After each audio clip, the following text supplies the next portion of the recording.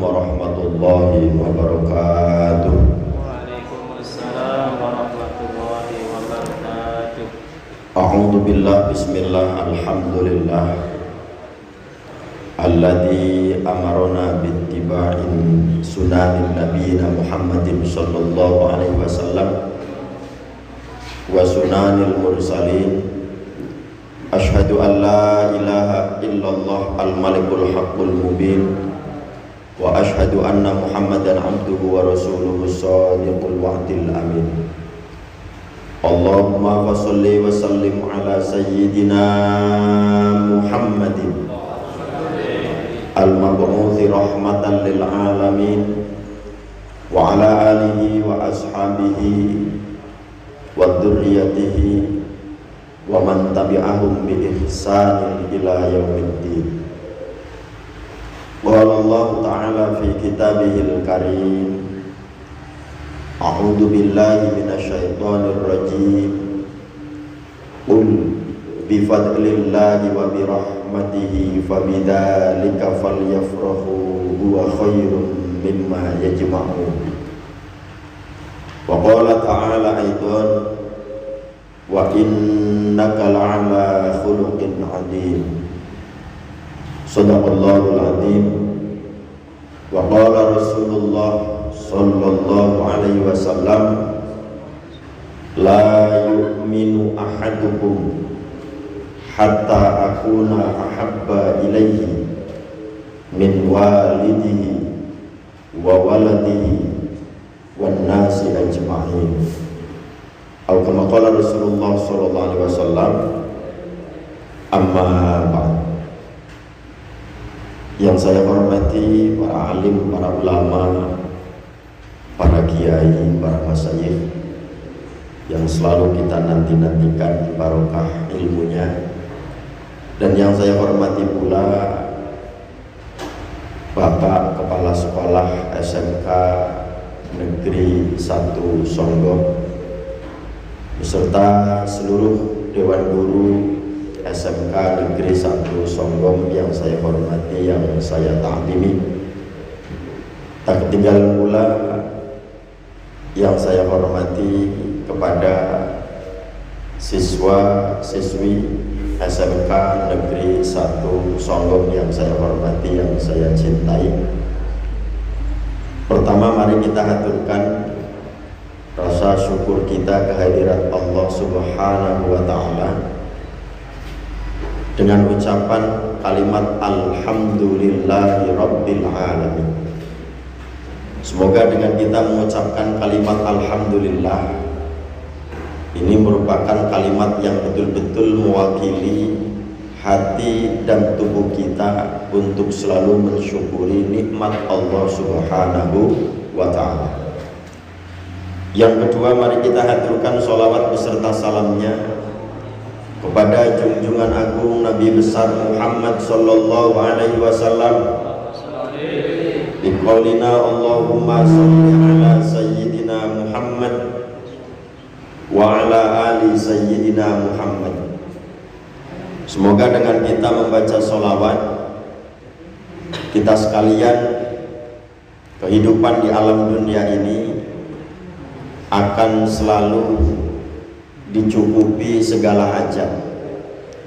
Semoga dengan kita membaca sholawat, kita akan mendapatkan syafaat baik di dunia maupun di akhirat, dan kita diakui sebagai umat Kanjeng Rasul Muhammad sallallahu alaihi wasallam. Setelah kita mengaturkan rasa syukur kita kehadirat Allah Subhanahu wa ta'ala dan sholawat beserta salamnya kepada baginda yang mulia Muhammad sallallahu alaihi wasallam, mari kita sekalian sejenak menata hati dengan baik libtigho imardatillahi, dengan niat mencari ridhonya Allah, dengan thariqah atau dengan jalan tolabul ilmi li izalatil jahli, alias niat ngaji. Semoga dengan niat ngaji ini menjadi manfaat untuk kita sekalian. Tiada lain, pada pagi hari ini kita tolabul ilmi dalam rangka peringatan Maulid Nabi besar Muhammad Sallallahu Alaihi Wasallam. Kepada siswa-siswi dan dewan guru yang saya hormati, tentunya kita sekalian memperingati Maulid Nabi besar Muhammad Sallallahu Alaihi Wasallam harus betul-betul dengan sukacita, bergembira, harus senang, harus bahagia memperingati kelahiran Nabi besar Muhammad Sallallahu Alaihi Wasallam. Sebab dalam ayat Al-Quran, "Qul bifadlillahi wa birahmatihi fabidzalika falyafrahu huwa khairum mimma yajma'un."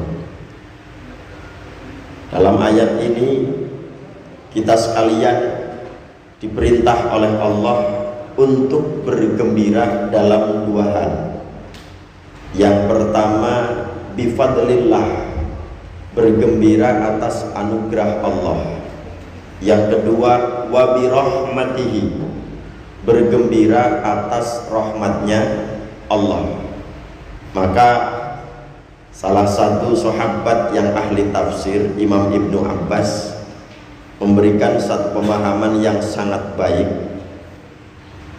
Keutamaan atau anugerah dari Allah, rahmat dari Allah, yang kita patut untuk bergembira, yang paling agung tiada lain adalah lahirnya Nabi besar Muhammad Sallallahu Alaihi Wasallam. Sebab Nabi Muhammad rahmatan lil alamin, rahmat untuk semesta alam ini. Oleh karena itu kita harus bergembira memperingati kelahiran Nabi besar Muhammad Sallallahu Alaihi Wasallam. Yang jelas Nabi Muhammad yang kita peringati hari lahirnya bukan sekedar manusia biasa. Beliau sosok yang paling istimewa. Basyarun la kal basyari bal huwa kal yaquti bainal hajari. Beliau adalah sosok manusia yang tidak sama dengan manusia biasa. Beliau laksana intan. Kalau kita batu bata, beliau mutiara. Inilah sosok Nabi besar Muhammad Sallallahu Alaihi Wasallam. Kita harus bergembira, sebab semua makhluk di saat kelahiran Nabi Muhammad semua bergembira. Semua bergembira. Jangankan di saat lahir, belum lahir saja semua makhluk sudah bergembira ketika mendengar kabar Siti Aminah, ibunya Nabi Muhammad SAW, sudah mengandung Nabi Muhammad. Disampaikan dalam sebuah kitab sejarah Al-Barzanji. Di sana diterangkan, wa nudiya fis samawati wal ardi bihamliha li anwari dzatiyah wa samba kullu sambil li hububi nasimi sabah wa kusyatil ardu ba'da tuli jadbiha minan nabati khulalan sundusiyah wa aina atis thimar wa adna sanjaru lil jani jana wa nataqat bihamlihi kullu dabbatil li quraishin bi fisahil alsunil arabiyyah wa kharratil asratu wal asnamu alal wujuhi wal afwah wa tabasharat wuhushul masyariqi wal magharibi wa dawabuhal bahriyah wahtasatil awalimu minas sururi kasahumayya. Diterangkan dalam Maulid Al-Barzanji, wa nudiya fis samawati wal ardi bihamdiha li anwarihid dadiyah. Allah membuat pengumuman kepada seluruh makhluk yang ada di langit dan yang ada di bumi bahwasanya Nabi akhir zaman sudah dikandung oleh sosok perempuan termulia, tiada lain adalah Siti Aminah. Yang mendengar pengumuman ini langsung bergembira, tidak hanya manusia, tapi ternyata pepohonan saja mendengar nur Nabi Muhammad sudah dikandung di alam dunia. Pepohonan itu langsung menjuntai ke bawah. Pohon yang punya buah, buahnya langsung matang. Wa aina atis thimaru wa adna syajaru. Buahnya matang, pohonnya menjuntai ke bawah. Untuk apa? Lil jani janah, agar mudah untuk dipetik. Alhamdulillah SMK Negeri 1 Songgom nggak kalah, sebab tadi saya ditransit di ruang TU. Di sana nggak cuman menjuntai ke bawah, tapi pisang pada ngegeletak di meja, anggur ngegeletak di meja, tinggal diambil langsung dimakan, nggak perlu panen dulu naik ke pohonnya, nggak perlu. Tidak hanya pepohonan dan buah-buahan yang menyambut kegembiraan Nabi Muhammad yang sudah ada dalam kandungan. Ada hewan yang dimiliki oleh orang-orang Arab, onta, keledai, kuda, antara lain. Mendengar Nabi Muhammad sudah dikandung oleh sosok perempuan termulia di dunia, hewan-hewan itu langsung bisa ngomong pakai bahasa Arab. Wa nataqat bihamlihi kullu dabbatil li Quraisyin bifisahil alsunil arabiyyah. Langsung bisa ngomong bahasa Arab dengan fasih. Apa yang dikatakan oleh hewan-hewan ketika mendengar Nabi Muhammad sudah dikandung oleh manusia termulia Siti Aminah? Mereka mengatakan humila bi Muhammadin wa rabbil ka'bati wa huwa imamud dunya wal akhirah. Nabi Muhammad telah dikandung demi Tuhannya Ka'bah. Nabi Muhammad adalah pemimpin dunia dan akhirat. Ini yang mengucapkan kalimat ini tiada lain adalah hewan.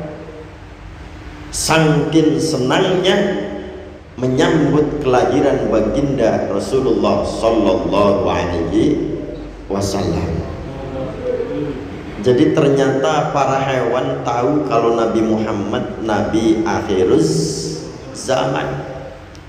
Kita teringat tahun 2006 pernah ada orang mengaku jadi nabi, namanya Tukimin, bawa ajaran baru Islam Jasun, Islam Jawa Sunda.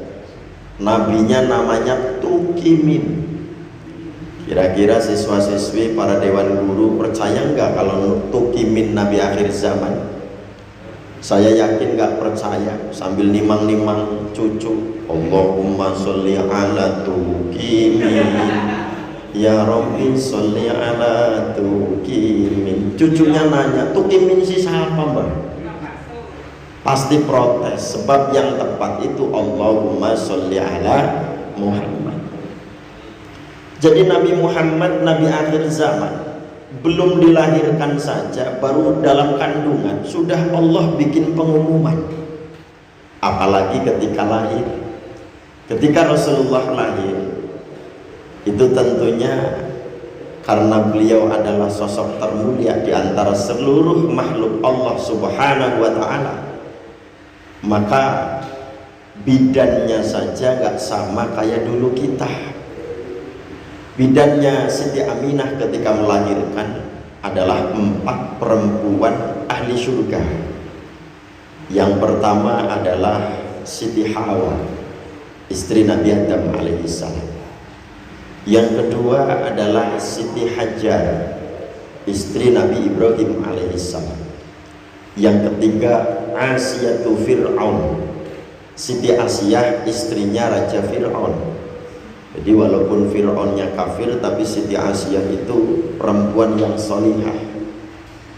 Yang keempat adalah Siti Maryam, ibunya Nabi Isa alaihissalam. 4 perempuan ahli surga menjadi bidan, kelahiran sosok Nabi termulia di alam dunia dan akhirat. Begitu lahir, Nabi Muhammad lahirnya gak sama kayak kita. Rasulullah itu lahir dalam keadaan sujud, kedua matanya menatap ke langit. Kalau kita dulu lahir terlentang, malah zaman dulu belum ada agama Islam, lahir di atas tampah, belum tahu agama, belum tahu adzan dan iqamah. Yang jadi bapak itu bayi yang baru lahir malah dikebrak, ngalor, ngidul, ngetan, ngulon. Ya bener, itu bayi gede kupingnya kopokan. Tapi setelah ada agama Islam, begitu bayi lahir, karena kalimatnya bayi itu kalau kita tahu sebetulnya mencari Tuhan. Aina Allah, aina Allah, aina Allah. Kita dengarnya padahal aina Allah. Di mana Allah? Di mana Allah? Maka yang jadi bapak langsung mengenalkan pada telinga kanannya Allahu Akbar, dan juga ke telinga kirinya. Rasulullah lahirnya saja sujud. Ini betul-betul istimewa. Begitu sang mbah, kakeknya Rasulullah yang bernama Abdul Muttalib, mendengar cucu terbaiknya telah dilahirkan, dia sedang tawaf di Ka'bah.